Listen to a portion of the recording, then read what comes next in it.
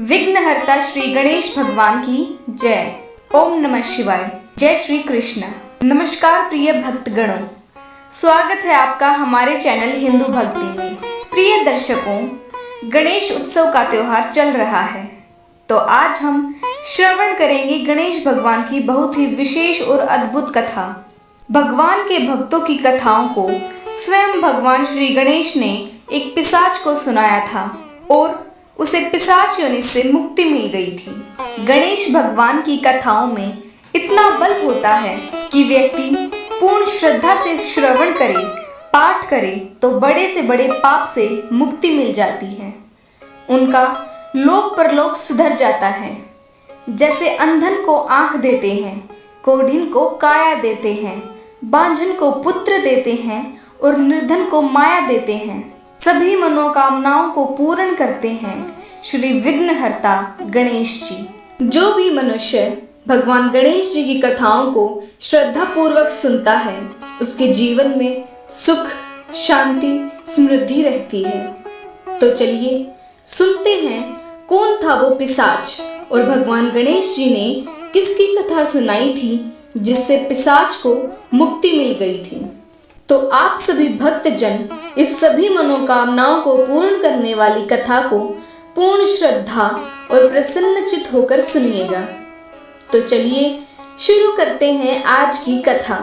श्री गणेश जी के चरणों में प्रणाम करते हुए कथा का प्रारंभ करते हैं। ओम श्री गणेशाय नमः। एक बार कैलाश पर्वत पर माता पार्वती को एकांत में शिव जी एक कथा सुना रहे थे और उन्होंने नंदी जी को आदेश दिया था कि उनकी कथा सुनने के दौरान कोई भी इस कथा को नहीं सुनेगा और इसके लिए उन्होंने अपने मुख्य द्वारपाल पुष्पदंत को सुरक्षा के लिए खड़ा कर दिया था कि वह द्वार पर खड़ा होकर पहरेदारी करे। लेकिन पुष्पदंत ने भगवान शिव और माता पार्वती की बातें चोरी छिपे सुन ली थी।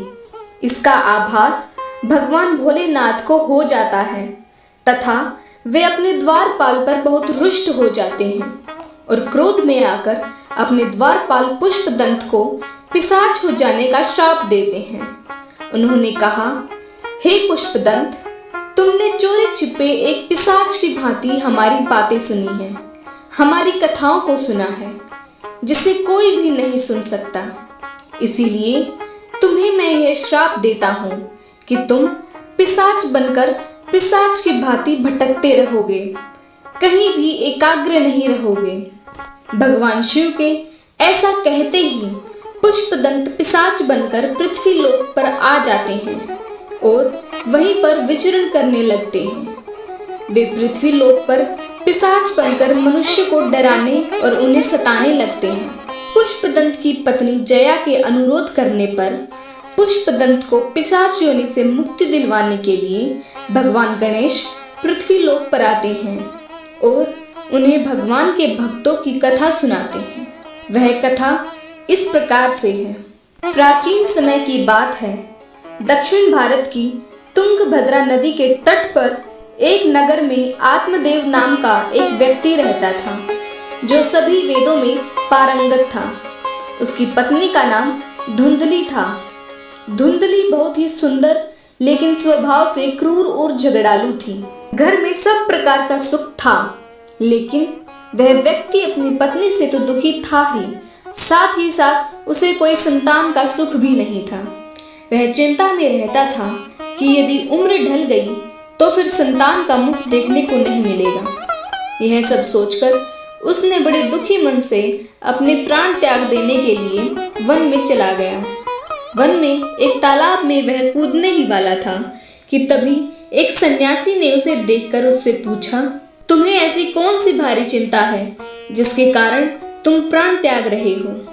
आत्मदेव ने कहा, ऋषिवर, मैं संतान के लिए इतना दुखी हो गया हूँ कि अब मुझे अपना जीवन निष्फल लगता है। संतानहीन जीवन को धिक्कार है। मैंने जिस गाय को पाल रखा है वह भी बांझ है। यह तो ठीक है, पर मैं जो पेड़ लगाता हूँ उस पर भी फल फूल नहीं लगते। मैं घर में जो फल लाता हूँ वह भी बहुत जल्दी सड़ जाता है। इन सब बातों से मैं दुखी हो चुका हूँ। ऐसा कहकर वह व्यक्ति रोने लगता है। महात्मा जी ने कहा, तुम्हारी कोई संतान नहीं है, यह तो भगवान की कृपा है। जिसको कोई संतान नहीं होती वह सभी ऋणों से मुक्त है। अतः हे ब्राह्मण, तुम लालसा का मोह त्याग दो, क्योंकि पुत्र की कामना से धन की और संसार की भी इच्छाएं आ जाएंगी और तुम परमात्मा से दूर हो जाओगे। प्रतिकूलता में भी जो परमात्मा की कृपा का अनुभव करता है वही सच्चा वैष्णव भक्त है। आत्मदेव ने कहा, हे महात्मन, आपके उपदेश से मेरी मुक्ति नहीं होगी। मुक्ति के लिए तो पुत्र ही चाहिए। महात्मा जी मुस्कुराए और बोले, शास्त्रों में लिखा है कि पुत्र से मुक्ति नहीं है। जो मनुष्य परमात्मा के लिए जीता है और तन मन धन से परमात्मा के लिए समर्पित है वही मुक्त है। आत्मदेव ब्राह्मण दुखी होकर बोले, मेरे मरने के बाद मेरा श्राद्ध और पिंडदान कौन करेगा? और अगर पिंडदान नहीं होगा तो मैं अनंत योनियों में भटकता रहूंगा। अतः कृपा करके आप मुझे संतान प्राप्ति का उपाय बताइए। महात्मा जी बोले, यह शरीर ही पिंड है, उसे परमात्मा को समर्पित करना ही पिंडदान है। श्राद्ध करने से पितृ प्रसन्न होते हैं, पर मुक्ति संभव नहीं है। मुक्ति के लिए तो एक ही सत्कर्म है, स्वयं अपने द्वारा ही अपनी आत्मा का संसार समुद्र से उद्धार करें। महात्मा के बहुत समझाने पर भी आत्मदेव को महात्मा के वचन न सुहाए और उन्होंने कहा, महात्मा जी, मुझे तो आप बस एक पुत्र दे दीजिए, नहीं तो मैं आपके सामने ही प्राण त्याग दूंगा, जिसका दोष आपको ही लगेगा। आत्मदेव के हठ को देखकर महात्मा जी ने उसे एक फल देते हुए कहा कि इसे तुम अपनी पत्नी को खिला देना, इससे उसे एक पुत्र होगा। लेकिन तुम्हारी पत्नी को 1 साल तक सात्विक जीवन जीना होगा। यदि वह ऐसा करेगी तो बालक शुद्ध स्वभाव का होगा। आत्मदेव खुशी खुशी फल लेकर लौटा और अपनी पत्नी को दिया। आत्मदेव की पत्नी धुंधली ने वह फल नहीं खाया। अनेक कृत्य सोचने लगी, अरे गर्भावस्था में तो भारी कष्ट उठाना पड़ेगा, झंझट ही झंझट है। मैं बालक का लालन पालन कैसे करूंगी? मैं तो मर ही जाऊंगी। धुंधली ने अपनी छोटी बहन से सारी बात कही तो उसने एक युक्ति बताई कि मैं गर्भवती हूँ, तो मैं ऐसा करूंगी कि अपना बालक तुम्हें दे दूंगी।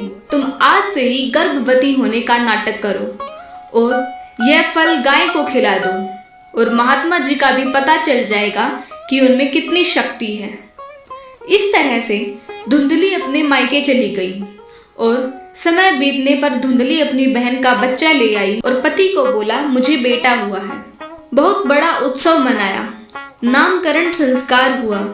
स्वयं का नाम आत्मदेव था तो उसने बेटे का नाम ब्रह्मदेव रखने का सोचा, पर धुंधली अड़ गई। बोली, मेरा है तो नाम आप कैसे रखेंगे? आत्मदेव बोले, ठीक है, तुम ही रख लो। धुंधली बोली, मेरा नाम धुंधली है तो इसका नाम धुंधकारी होगा। धुंधली ने जो गाय को फल खिलाया था उसके 2 महीने पश्चात गाय ने मनुष्य के बालक को जन्म दिया, जिसके कान बड़े बड़े थे। आत्मदेव ने उसका नाम गोकर्ण रखा। अब दोनों बड़े होने लगे। धुंधकारी दुष्ट प्रवृत्ति का था और गोकर्ण सात्विक प्रवृत्ति का था। धुंधकारी सारे दुष्ट कर्म करता था, शराब पीता, जुआ खेलता, घर की सारी संपत्ति ले जाता। धीरे धीरे उसने सारी संपत्ति नष्ट कर दी।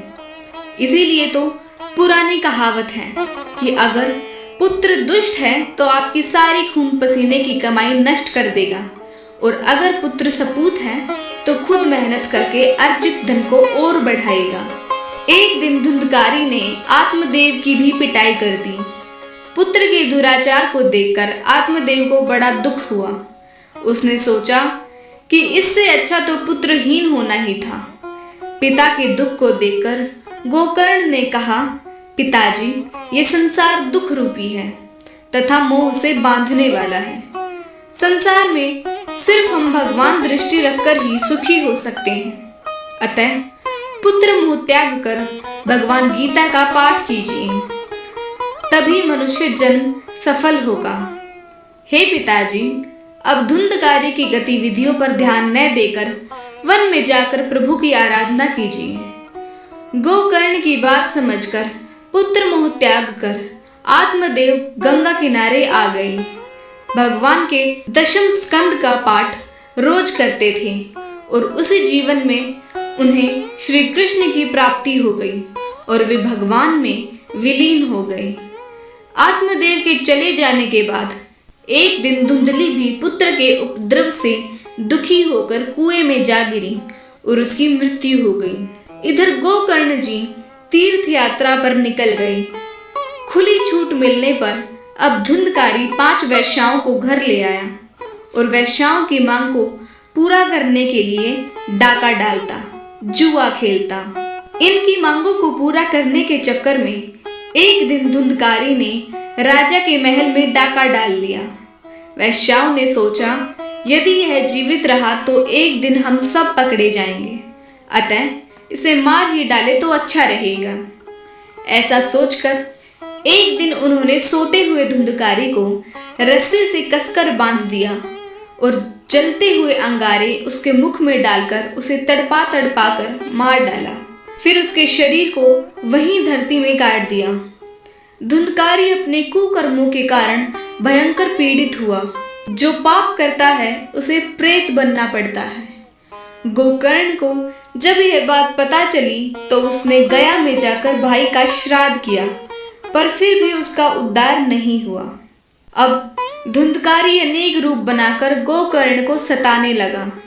गोकर्ण इतने गायत्री मंत्र का जप करते थे कि वो उसके पास ही नहीं आ सकता था। एक दिन गोकर्ण ने पूछा, तू कौन है? धुंधकारी ने कहा, मैं तुम्हारा भाई धुंधकारी हूँ। हे भाई, तुम दयालु हो, मुझे इस प्रेत योनि से मुक्ति दिलाओ। गोकर्ण बोले, अरे मैंने तो तुम्हारा गया में पिंडदान कर दिया, फिर भी तेरा उद्धार नहीं हुआ। धुंधकारी ने कहा, मैंने जितने दुष्कर्म किए हैं, गया में पिंडदान करने से उनका कुछ नहीं होने वाला, और कोई उपाय सोचो। गोकर्ण ने सभी विद्वानों को बुलाकर पूछा, पर कोई उपाय नहीं निकला। अब गोकर्ण ने सूर्य देव को नमन किया और कहा, आप सभी कर्म के साक्षी हैं। हम जो भी कर्म करें, कोई देखे या न देखे, पर भगवान तो देख ही रहे हैं, क्योंकि सूर्य और चंद्रमा भगवान के 2 नेत्र हैं। आप किसी से भी कोई चोरी बचा सकते हैं, पर सूर्य और चंद्रमा से नहीं। यही आपके कर्मों को भगवान के यहाँ गवाही देते हैं। तो सूर्य देव से गोकर्ण ने पूछा, आप इसके साक्षी हैं, आप ही बताइए इसका उद्धार कैसे होगा। तब सूर्य देव ने कहा, इसको भागवत सप्ताह सुनाओ, तभी इसकी मुक्ति संभव है, दूसरा कोई उपाय नहीं है। गोकर्ण ने भागवत सप्ताह का आयोजन किया। प्रेत तो हवा के रूप में होता है। धुंधकारी ने सोचा, कहाँ बैठूं? वहां एक 7 गांठ का बांस रखा था, उसी में छिपकर वो बैठ गया। बहुत से लोग भागवत में 7 गांठ का बांस लगाते हैं। यदि संदेह है कि परिवार का कोई सदस्य प्रेत बन गया है, तो आपको अवश्य लगाना चाहिए। जब शाम को कथा को विश्राम दिया तो एक बड़ी विचित्र बात हुई। सबके देखते ही देखते उस बांस की एक गांठ तड़ तड़ करती फट गई और इसी प्रकार 7 दिनों में 7 गांठें फट गई और 12 स्कंद सुनने से पवित्र होकर धुंधकारी एक दिव्य रूप धारण करके सामने खड़ा हो गया। उसने भाई को प्रणाम किया। तभी बैकुंठवासी पार्षदों के सहित एक विमान उतरा। सबके देखते ही धुंधकारी विमान पर चढ़ गए। इस प्रकार से भगवान श्री गणेश ने पुष्पदंत को कहा, हे पुष्पदंत जी, इस कथा के अंतिम चरण में महत्वपूर्ण बात यह है कि भागवत कथा तो बहुत से लोगों ने सुने, पर भगवान का विमान सिर्फ धुंधकारी को लेने ही क्यों आया? तो इसका उत्तर है कि सबने कथा सांसारिक सुखों को प्राप्त करने के लिए सुनी, परंतु धुंधकारी ने पूरी श्रद्धा और विश्वास से भागवत धाम जाने के लिए सुनी थी, इसीलिए उसे लेने के लिए विमान आया। सांसारिक आनंद से ऊपर है भागवत आनंद। संतों की बात पर विश्वास करके हमें भी पूरी श्रद्धा और प्रेम से कथा सुननी चाहिए, जिससे हमारा भी भगवान से प्रेम हो जाए और नित्य आनंद की प्राप्ति हो। प्रिय भक्तगणों, भगवान गणेश के मुख से भगवान के भक्त की यह कथा सुनकर पुष्पदंत जी अपने पिशाच रूप से मुक्ति पा लेते हैं और वह पहले की भांति पुष्पदंत बन जाते हैं और हर्षोल्लास के साथ भगवान गणेश को नमन करते हैं और अपने प्रभु भगवान शिव शंभु की सेवा में पुनः चले जाते हैं। प्रेम से बोलिए गौरी पुत्र गणेश की जय। ओम नमः शिवाय। जय शिव शंभु। तो दोस्तों, अगर आपको यह कथा पसंद आई तो हमारे चैनल को सब्सक्राइब कीजिएगा। इस वीडियो को ज़्यादा से ज़्यादा लोगों तक पहुंचाने के लिए इस वीडियो को लाइक करें और शेयर करें। कमेंट सेक्शन में गणपति बप्पा मौर्य लिखना मत भूलिएगा। जय श्री गणेशाय नमः। आपका दिन मंगलकारी हो। धन्यवाद।